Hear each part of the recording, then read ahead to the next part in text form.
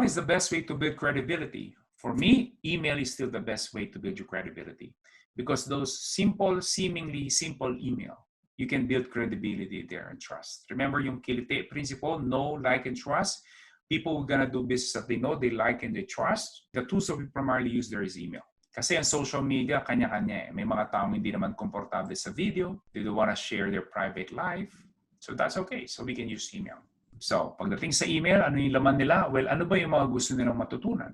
Babalik tayo kasi doon sa target market natin eh. Ano ba yung problema nila? Yun yung hindi ko kayang sagutin dahil dapat you have to do that research on that. So, for example, I can only refer on something that I understand, right? So, for example, how to lose weight. Okay, para I guess mas nakaka-relate tayo lahat, right? So for example, how to lose weight. Again, maraming market yan, maraming industry. So for example, ang target market natin ay how to lose weight for those people na ang situation niya, ang trabaho niya, lagi siyang nakaupo. Yung tinatawag na sedentary. Okay, yung mga computer programmer, yung mga katulad ko, di ba? Kasi marami namang reason why people wanna lose weight eh. May kanya-kanyang motivation sila. Maybe yung isa, malapit na siyang ikasal, gusto niyang pumayat. That could be one. Yung isa, maybe gusto niya makapasok sa basketball team, so he needs to lose some weight. Yung isa naman, gusto maging, beauty pageant, join a beauty pageant.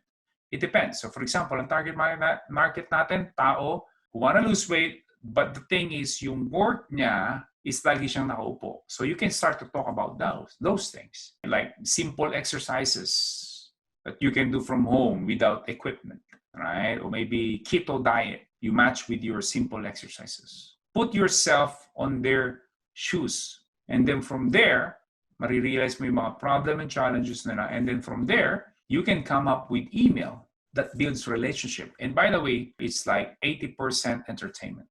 20% is the education. So do not think that every email you always teach.